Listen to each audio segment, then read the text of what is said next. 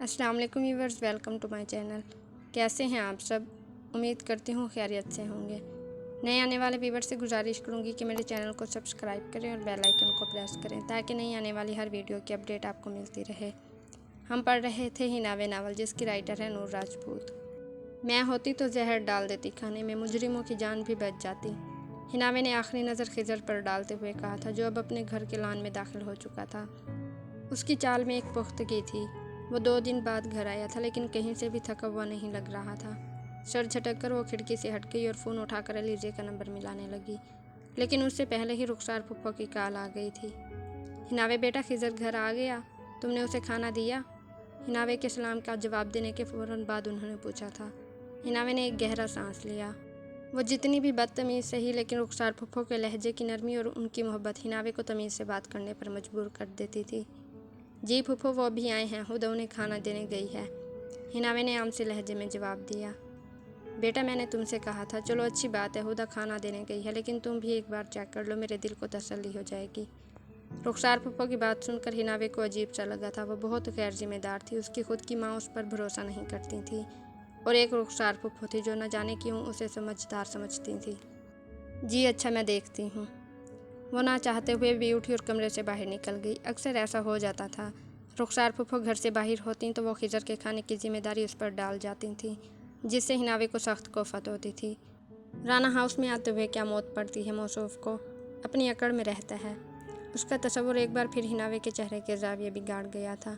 वो कुशादा सीढ़ियों से, जिन पर बेशकीमती कारपेट बिछा था, खुद से बातें करती नीचे उतर रही थी। अम्मी, आपको पता है फूफो घर नहीं, मैं खिजर भाई को खाना देने जा रही हूँ। नीचे लाउंज में हुदा शहनाज ताई से कह रही थी। भाई कहते हुए उसकी ज़बान लड़खड़ाई थी। मैं जानती हूँ, खाना मुलाजमा दे आएगी, तुम मेरे साथ चलो, मुझे ज़रूरी बात करनी है, शहनाज ताई ने उसका हाथ पकड़ते हुए कहा। अचानक उनकी नज़र सीढ़ियों के आखिर में खड़ी हिनावे पर पड़ी। बल्कि हिनावे दे आएगी, चलो तुम मेरे साथ। वो हिनावे को ऊंची आवाज़ में सुनाती हुदा का हाथ पकड़कर अपने कमरे की तरफ बढ़ गई। हुदा ने पलटकर हिनावे को देखा। दोनों का मूड बिगड़ चुका था। वो बेदिली से चलते हुए किचन तक आई, जहाँ मुलाजमा सफाई कर रही थी। रजो, एक ट्रे में खाना गर्म करके डाल दो, हिनावे ने हुक्म दिया था, और फिर किचन में रखा स्टूल खींचकर उस पर बैठ गई। आंखें और उंगलियां हाथ में पकड़े मोबाइल पर फिसल रही थीं। बड़ी बड़ी आंखों में चमक उभरी और फिर वो कहका लगाकर हंसती। मुलाजमा ने पलटकर उसे देखा था। अजीब लड़की थी वो। घने बालों को, जिन्हें ज़बरदस्ती फोल्ड किया गया था, कुछ लीटें निकलकर चेहरे के दोनों तरफ झूल रही थी। वो जितनी खूबसूरत थी, उतनी ही मुंहफट और बदतमीज़ भी थी। इसलिए रजो बस उसके हुक्म को खामोशी से बिना सवाल किए पूरा कर देती थी। खाना लग गया है बीबी जी। 10 मिनट बाद रजो की आवाज़ गूंजी। हिनावे ने मोबाइल से नज़रें उठाकर ट्रे की तरफ देखा और फिर उठ खड़ी हुई। इसे उठाओ, रुखसार फुप्पो के घर लेकर जाना है, हिनावे ने उठते हुए कहा। बल्कि 1 मिनट, तुम रहने दो, तुम जाओ, मैं खुद ही ले जाऊंगी।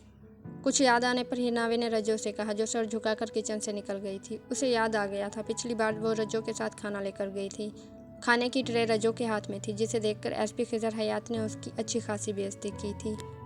तुम्हारे हाथ नहीं हैं या काम नहीं करते, जो तुम एक छोटी सी ट्रे उठाकर नहीं ला सकती, बल्कि उसके लिए भी मुलाजमा साथ लाई हो।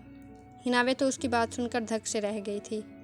मुफ्त में खाने को मिलता है, तुम लोगों को हड हराम हुए पड़े हो, हिनावे ने झुरझुरी सी ली थी। कैसा काटदार लहजा था उस शख्स का।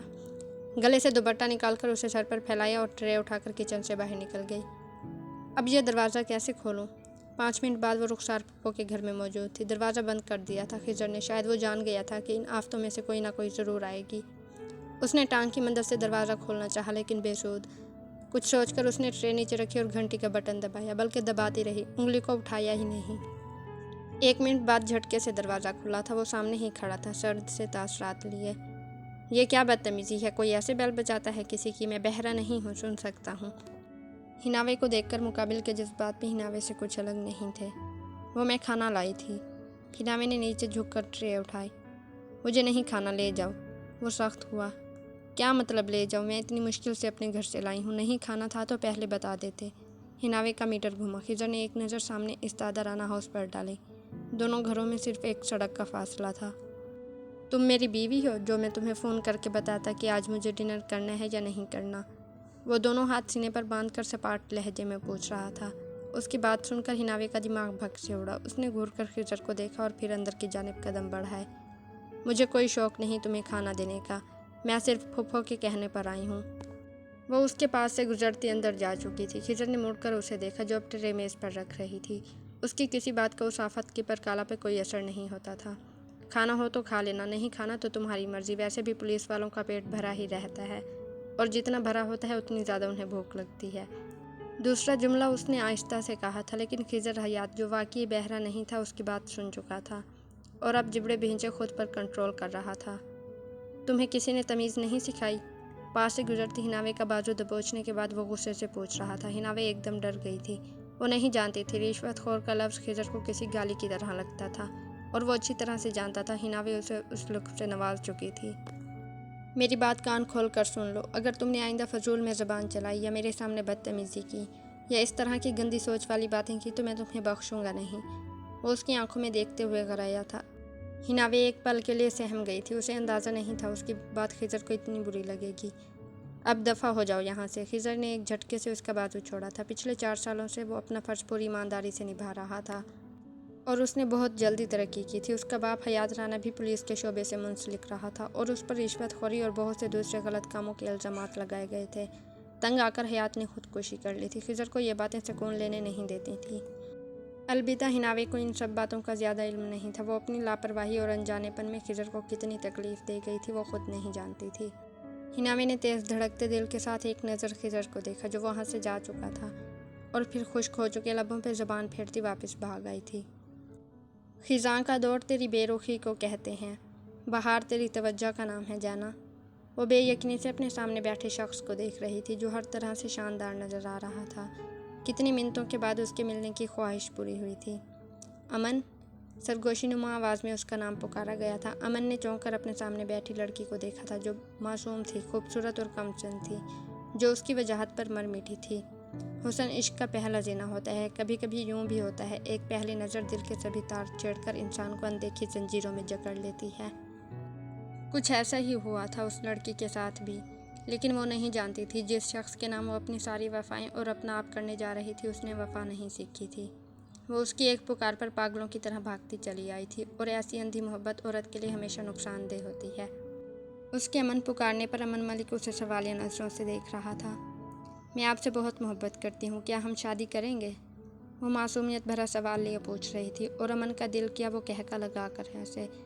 उसे शादी की क्या ज़रूरत थी? उसे अनचाही बेड़ियों में बंधने का कोई शौक़ नहीं था। इतनी जल्दी क्या है शादी की? और इन सब बातों को मत सोचो, इस वक्त से लुत्फ़ उठाओ। अमन ने अपने सामने मेज़ पर रखी कॉफ़ी का कप उठाते हुए कहा था। इससे पहले वो कुछ कहती उसके मोबाइल पर बेल हुई थी। उसने देखा तो हिनावी इस कॉलिंग स्क्रीन पर चमक रहा था। न चाहते हुए भी उसने फ़ोन उठा लिया, जबकि अमन काफ़ी पीते हुए दूसरी जानिब देख रहा था। अलीज़े, कहाँ हो तुम? मैं कब से तुम्हें फ़ोन कर रही हूँ। इतने दिन हो गए तुमसे बात भी नहीं हुई और 2 दिनों से तुम कॉलेज भी नहीं आई। सब ठीक है ना? अलीज़े के फ़ोन उठाने पर हिनावे की आवाज़ उभरी। वो परेशानी से पूछ रही थी। हाँ मैं ठीक हूँ, तुमसे कुछ देर बाद बात करती हूँ, अभी मसरूफ़ हूँ। अलीज़े ने बिना उसका जवाब सुने फ़ोन बंद कर दिया था। वो अब पूरी तरह से अमन की तरफ मतवज्जा थी। यह उसकी ज़िंदगी का पहला मौका था जब वो किसी से मिलने आई थी। जिस्म में हल्की सी लर्जिश थी और ऊपर से अमन का उसे उसकी तरह तवज्जो ना देना अलीज़े की जान निकाल रहा था। अमन, आपको बुरा तो नहीं लगा? अलीज़े ने झिझकते हुए पूछा था। बिल्कुल भी नहीं, वो खुशदिली से कह रहा था, जबकि उसे अलीज़े की मोहब्बत से कोई मतलब नहीं था। उसे अपने मतलब से सरोकार था जो उसे आज की मुलाकात में पूरा होता नज़र नहीं आ रहा था। शाहवेज़ घर में दाखिल हुआ तो काफ़ी खामोशी छाई थी। उसे शहनाज बेगम ने नमल का हैदराबाद जाने का बताया था। तब से उसे शदीद किस्म का गुस्सा आया था। उसने नमल को फ़ोन किया था, लेकिन उसने एक बार भी बात करने की जहमत नहीं की थी।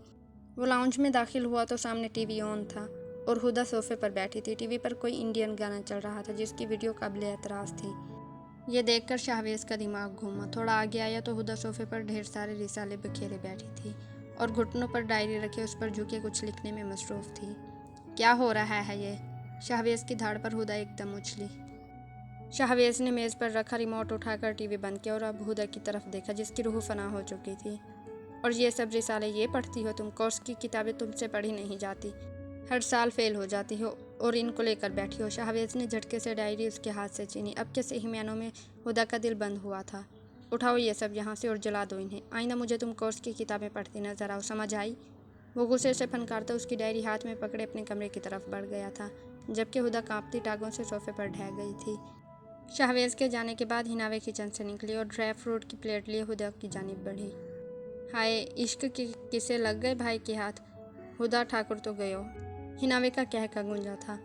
मेरा दिल बंद हो जाएगा हिनावे, हाय मेरी डायरी। हुदा गहरे सदमे में थी। वो जल्दी सारे बिखरे रिसालों को इकट्ठा कर रही थी कि कहीं वो फिर ना आ जाए। मज़ा आएगा। हिनावे उसकी हालत से महफूज हो रही थी। मैंने हर शेर के नीचे खिजर का नाम लिखा है, अगर भाई ने पढ़ ली तो। हुदा को अपनी मौत साफ दिखाई दे रही थी। तुमसे किसने कहा था कि इश्क के किस्से डायरी में लिखो? हिनावे चिढ़कर बोली। उसे तो वैसे भी खिजर नहीं पसंद था और हुदा का हर वक्त खिजर के गीत गाना उसे जहर लगने लगा था। हाय, अब नहीं बचोगी तुम। राना हाउस की दीवारों, मरी की बहारों याद रखने एक सच्ची आशिक ने जान दी थी, इश्क में जान दे दी गई। हुदा हसन राना। हिनावे सीढ़ियाँ चढ़ते हुए दबी दबी आवाज़ में ऐलान कर रही थी, जबकि हुदा का सदमे से बुरा हाल था। मलिक फार्म हाउस में अमन अपने दोस्तों के साथ मौजूद था।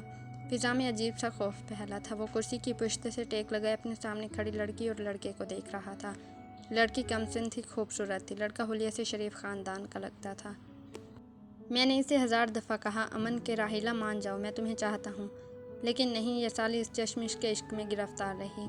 अमन का दोस्त कदीर उस लड़की राहिला और लड़के के इर्द गिर्द घूमते हुए बता रहा था। हुआ कुछ यूँ था कि अमन मलिक के दोस्त कदीर, जो कि एक इंतहाई जाहिल किस्म का आदमी था, उसे राहिला पसंद आ गई थी। वो उससे हर तरह का ताल्लुक़ कायम करना चाहता था, जबकि राहिला ने उसे घास नहीं डाली और उसकी पेशकश को ठुकरा दिया तो कदीर अमन का सहारा लेकर दोनों को अगवा करवा लाया। इस वक्त वो दोनों अमन के फार्म हाउस में मौजूद थे, जहाँ सिर्फ अमन और उसके दोस्त ही आ जा सकते थे। अरम भी वहाँ कम ही आता था। क्यों भाई चश्मिश, महबूबा प्यारी है या जान? अमन ने कुर्सी से टेक लगाए हाथ में पकड़ी गन से कनपट्टी को सहलाते हुए पूछा। इस वक्त वो अमन मलिक कहीं से नहीं लग रहा था, जिसकी शख्सियत पर लड़कियां मर मिटती थीं, बल्कि वो इस वक्त अपने खालिस जालिम वडेरे वाले में था, जिनका काम ही दूसरों की खुशियां छीनना था। कलफ लगे सूट में स्याह चादर को कंधों पर फैलाए, टांग पर टांग जमाकर कुर्सी की पुश्त से टेक लगाए, वो फना कर देने वाली हद तक रौबदार लग रहा था। आंखों में अजीब सी सर्द मोहरी थी। उसके देखने के अंदाज से राहिला और अवैस दोनों की जान थर थर काँप रही थी। राहिला मलकों की गांव से ही ताल्लुक़ रखती थी और वो अमन मलिक को अच्छे से जानती थी। उन मलकों ने रहम करना सीखा ही नहीं था। राहिला का ताल्लुक़ गरीब घराने से था। मेहनत और मुश्किलों से वो कॉलेज तक पहुंच पाई थी, जहां उसे अवैस मिल गया था, लेकिन उसकी बदकिस्मती की कदीर की नज़र उस पर पड़ गई और कदीर अमन का ख़ास दोस्त था। अमन उसके लिए किसी की भी जान ले सकता था। अवैस, तुम्हें कुछ नहीं होगा, हम दोनों एक साथ हैं, तुम्हें इन जालिमों से डरने की ज़रूरत नहीं है, राहिला ने अवैस का हाथ थामते हुए कहा था। कुछ दिन बाद दोनों की मंगनी थी। अवैस राहिला को लेकर शहर उसकी पसंद की अंगूठी खरीदने आया था, लेकिन वो नहीं जानते थे कि कोई उन पर नज़र रखे हुए था। अमन चाहता तो उन्हें हैदराबाद ही डेरे पर ले जाता, लेकिन उससे भी महफूज जगह उसका यह इस्लामाबाद वाला फार्म हाउस था। राहिला के अवैस का हाथ पकड़ने पर कदीर ने गुस्से से राहिला की तरफ देखा और फिर अमन को। हाथ छोड़ो, अमन ने कदीर की हालत समझते हुए राहिला से कहा, जो काफ़ी दिलेर नज़र आ रही थी। आखिर गांव से थी। आराम से कह रहा हूँ, चश्मिश, हाथ छोड़ उसका। अमन की बात का जब राहिला पर असर नहीं हुआ तो वह अवैस पर धाड़ा। उसकी धाड़ पर वहाँ मौजूद गार्ड और उसके दोस्त डर गए थे। अवैस ने डर कर अपना हाथ छुड़ाना चाहा, लेकिन राहिला ने नहीं छोड़ा। अमन को अपना खून खुलता महसूस हुआ। आज की एपिसोड का इख्तिताम हुआ। मिलते हैं नेक्स्ट एपिसोड में आपकी दुआओं के साथ। तब तक के लिए अल्लाह हाफिज़।